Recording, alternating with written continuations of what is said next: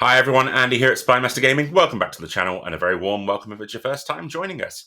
In today's video, I'm going to be doing a bit of a what-if analysis in the sense of what if Games Workshop never acquired the license to the Lord of the Rings films in 2001? What would the Middle-earth strategy battle game look like today if they had not got their hands on the license all those years ago? And what would the state of Games Workshop be as well? So, if we cast our minds back to 2001, the first Lord of the Rings film from Peter Jackson was coming into cinemas, The Fellowship of the Ring. Same year, Games Workshop gets their hands on the license from Tolkien Enterprises, who are sort of the distributor of the license. They manage all of the IP side of things. And within a relatively short turnaround, they are producing miniatures to align with the film. That's why, if anyone can remember when The Fellowship came out, the first edition, there were only two plastic kits, the Warriors of the Last Alliance and the Moria Goblins, because there wasn't time to tool stuff up, and everything else was metal. By the time that the Two Towers and the Return of the King came out, obviously the talking between the film companies and Games Workshop had improved, so they had a sight on obviously concept art and things so they could improve the plastic ranges with each successive film. But that game got a lot of people into the hobby, and it really saved Games Workshop in the sense of that 40k sales were down. Fantasy, whose sales had never been particularly strong since the mid 90s anyway. Lord of the Rings was the fresh injection that they needed to sort of build themselves up to what they are today. It paved the way for them being able to expand into more retail units, getting people involved with an IP that they were all familiar with because they'd all seen the films, and a rule set that was really accessible and still remains probably one of the most accessible rule sets that Games Workshop have ever put out. Myself, I stumbled across it because Games Workshop made the decision to partner with D'Agostini magazine distribution. So essentially, with newsagents getting a couple of issues every month where you would get a set of models from the films at a reduced cost, it made it very affordable for kids and teenagers to get into the hobby rather than having to pay store prices. A practice which they resurrected in 2016 by partnering with Hachette Partworks for Warhammer Fantasy and Age of Sigmar, because it was tried and tested and it did bring people in. And it's still doing that now for obviously their other systems. But we're now into, I don't know what edition it is with Middle-earth strategy battle game. It must be like the 5th or 6th iteration. Someone let me know in the comments down below. I've lost track after all these years. But with the new film, The War of the Rohirrim, and the resurrection of licensing deals, a lot of people were sore because some models were getting pulled because they went against the new licensing agreements that Games Workshop had to agree with Warner Brothers Cinema and the Tolkien estate again. Relicensed, new edition, new models to tie in with the new media that's going to be coming out. And people are still drawn to this IP and want to play in the world of Middle-earth. But what if Games Workshop had never got their hands on it in 2001? What if Peter Jackson and New Line Cinema and the Tolkien estate didn't grant them that license? The game could be very, very different. Probably Games Workshop wouldn't be the massive corporation that it is today. It would probably be about 10 years behind where it is from a growth perspective. A conservative guess, maybe I'm being a bit harsh, but the IP would still be strong and it would have helped another company instead. And that company is called Iron Crown Enterprises. Now, if we cast our minds back to the 1970s and 1980s, I wasn't born then, but we're going to try and cast my mind back anyway. Dungeons and Dragons was all the rage in the United States. Dungeons and Dragons was also one of the first things that Games Workshop picked up to try and do some distribution and obviously publication in the UK for it. But a group in America who founded Iron Crown Enterprises were really hardcore role players. They approached Tolkien Enterprises and said, we want to build games in the world of Middle-earth. And Tolkien Enterprises in 1982, because no one else had come to them with that offer, turned around and granted them that license. They put out so much content over the course of the next 15 years. They developed 2 editions of the Middle-earth role-playing game, loads of supplements, and I mean loads, looking at over 50, 60 supplements potentially, and really delving into all the different areas of Middle-earth, which come from the appendices, really like sort of in-depth stuff from the Silmarillion. They fleshed out everything with maps, character profiles, and a really chunky RPG system to go along with it, which was based on their own proprietary system called Rollmaster. It was popular. It made them a ton of money. They had some sort of spin-off things within the worlds of Middle-earth. They had a collectible card game to tie into the Magic the Gathering craze in the 90s, where everyone had to develop their own card game.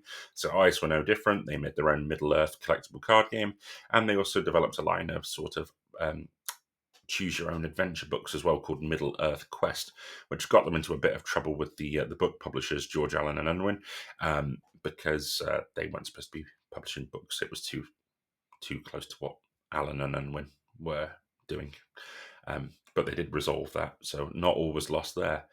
But they also had in their back pocket a miniatures game that they had designed several years earlier, and I believe that this, had Games Workshop not acquired the license, this would have been the basis for what would have been a Lord of the Rings miniatures game.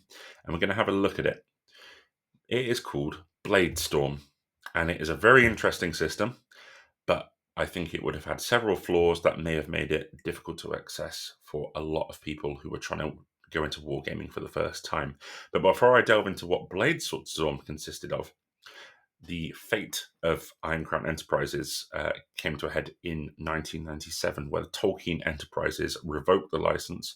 And because Middle-earth was such a strong IP, it accounted for a lot of their sales. And the company had to declare bankruptcy in 2000 before being sold again. The company still exists today in another format.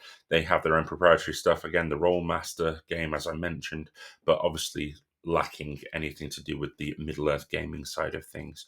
But had they kept hold of that license in 1997, things would have been different, because this game is a bit crazy. So let's go into Bladestorm, the miniatures game, which could have served as the footprint for the Lord of the Rings miniatures game. Right, so here is the product in question. Bladestorm, fantasy miniatures gaming in a dark, chaotic world. Product number 7500.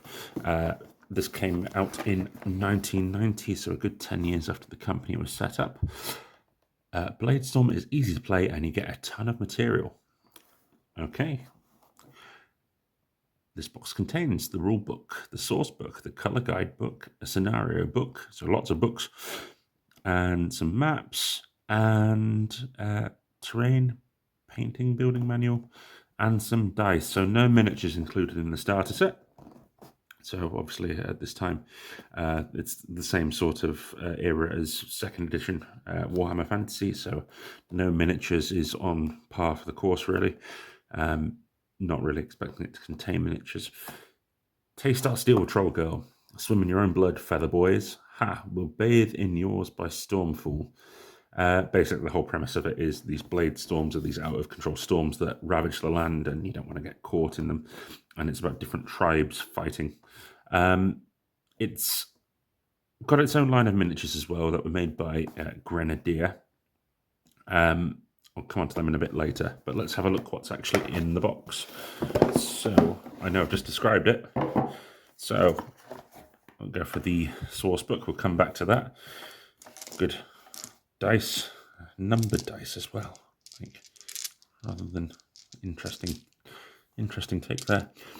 So, the rule book, decent amount. You've got, the best part of like 65 pages or so. The contents are on the back, so you can see that you start with the basic game, the intermediate game, and then the standard game, which is madness. Why the standard game would come after the intermediate game? Surely it should be advanced. So, that just hurts my brain that that's the way that is. All nice, but in all seriousness, it's actually really good in the sense that it builds it up and it adds different sort of mechanics in as it progresses, so you can get more confident with it. So let's have a look at some of the rules, shall we? So it's touted as a skirmish game, but it does have rules for using units as well, which I think is where it could have been actually quite advantageous to playing with Lord of the Rings miniatures, because obviously you can do the little interactions that the Fellowship has and then build up to bigger battles like Helm's Deep. Everything's got points costs. It is very, very interesting in the sense that you can see the RPG origins within this game. So you've got stuff here like the time scale, so how often like a turn of combat accounts for. That's very what you'd expect to see in an RPG, not a war game, really. I don't think I've ever really considered how long it takes for a sword to be swung in a battle. You know, you just do it as part of the action.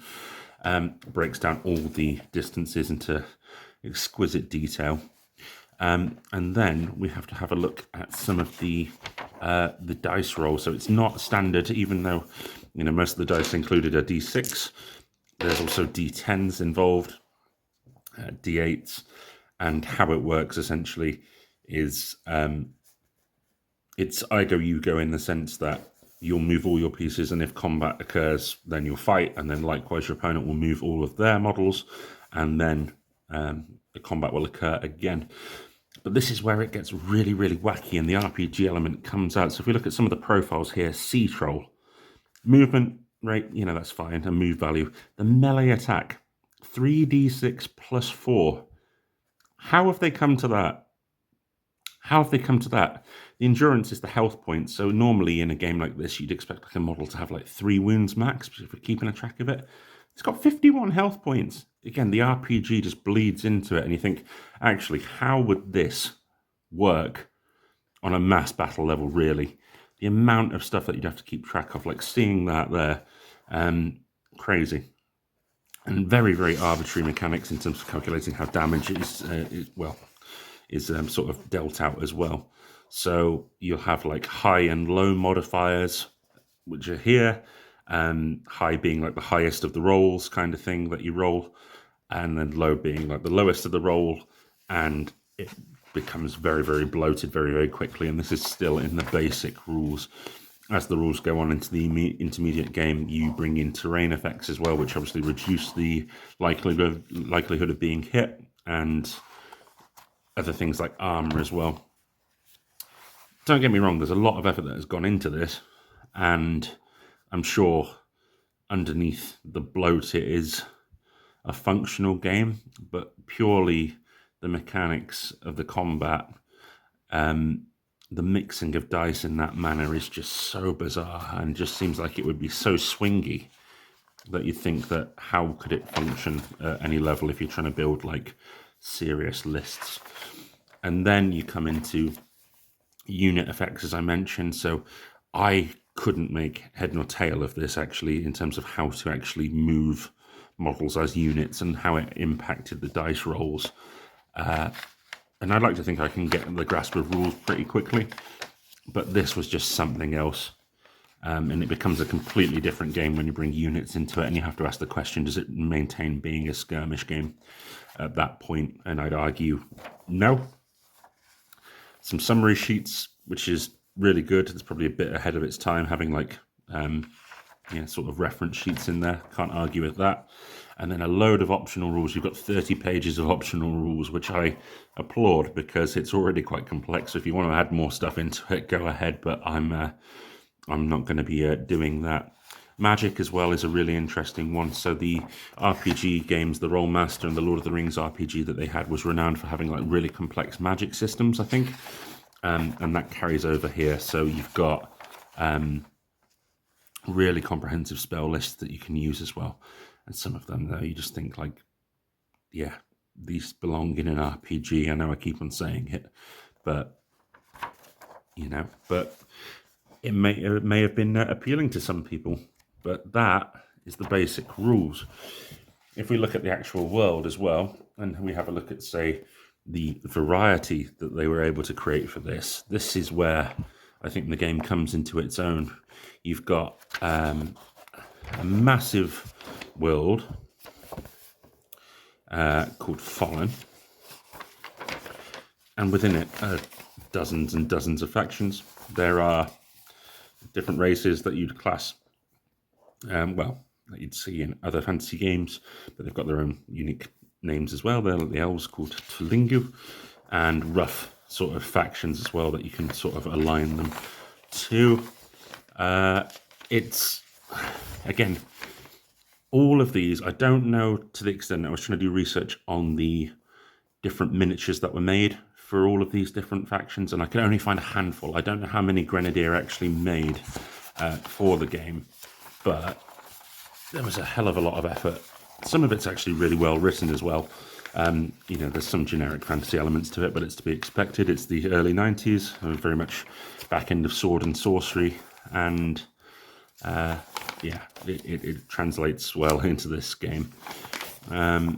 All of the different areas then, and then you've got about the different sort of enemies that you come across and the lands that they inhabit. It doesn't really sort of play out into anything apart from the back end of the book, which is where you get into the scenarios, which are repeated in a separate scenario book, which I'll show you in a minute. So these are what you can play through. And then the actual profiles at the back as well for the main faction. So again, I do not know how many of these models actually got made by Grenadier Miniatures, but there's enough variety there for each of your forces to be fleshed out with unique profiles. That's the source book. Then you've got the color guide book, which I suppose is supposed to act as like a painting guide for your minis. Very 90s artwork here. I love it. Again, each referencing the different factions, as I've just mentioned. Really, really cool interpretation of a Chaos Dwarf there. He looks quite mean. And this is just really a picture book, but I'll show you some of the wacky artwork. Tell me that's not Aquaman with a shield. He's even got a dolphin or fish on his chest. All the different banners that you can use, all of the different sort of the population sizes as well. Again, they really go into level of detail that you wouldn't really expect. But can you imagine just replace these with the different sort of nations, lands of Middle-earth? It'd be a bit smaller, but you could see that, you could see it. And then you've got some actual sort of battle scenes using the official miniatures. And don't get me wrong, the sculpts actually look really nice for the time. Early 90s, I'd say they're comparable to Citadel. Quite nice seeing them with the giant there. Got a catalogue. So I'll show you, obviously I've mentioned the Lord of the Rings stuff that they did. That made up the bulk of their output, which you can see Middle-earth supplements. So that's just in 1 year. They've got 12, 15 supplements there in 1 year. Maybe some more, or loads more. So they just absolutely pumped it out when they had the license. And a scenario book repeating the scenarios seen in that source book. So nothing much more to comment on there. Just obviously in a separate guide for you to use as a reference. And then some nice maps so you can actually see the world that you're fighting in. That's it. There was also this book which came out, which didn't come as part of the box set, but I thought I'd show you anyway. The Bestiary, so for interactions in the world. So more profiles with random encounters.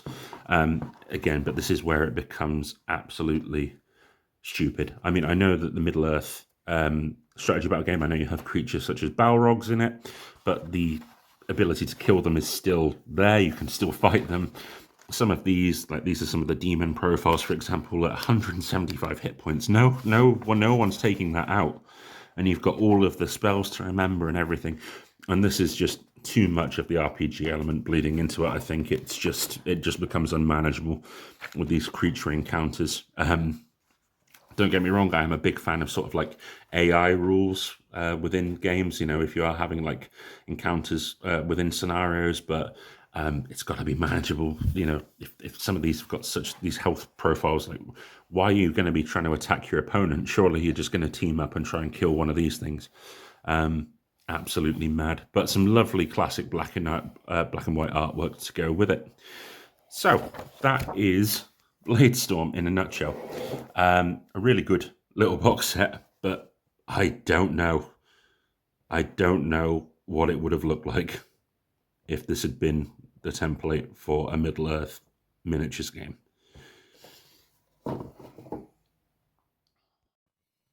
Well, after seeing that, what do you think of Bladestorm? Do you think this would have been as popular as the version that we got in 2001? If you got into the hobby that way, do you think you would have stayed with it if this had been your first experience of wargaming? Personally, I don't think I would have, because it just blends too much of the RPG into wargaming for my taste. Yes, it had some redeeming elements in the sense that it had a layered approach to learning the rules, which I applaud. I think the fact that they had optional rules as well, so you can make it as complex as you want. Again, I think these are really, really good things, but just the core structure of it, with the way that the damage was calculated and the unclear sort of rules around growing into a fighting force, into army with units, I think it was just a bit of a convoluted mess, really. I don't think I would have stuck with wargaming if this had been my first experience. Funnily enough, I've mentioned the miniatures that were made for the game. Grenadier, they suffered a similar fate to Ice. In the late 90s, they went bankrupt as well. The sculpts are available still through some other manufacturers for this game, funnily enough. But I just don't think they would have been able to contend from a production point of view either.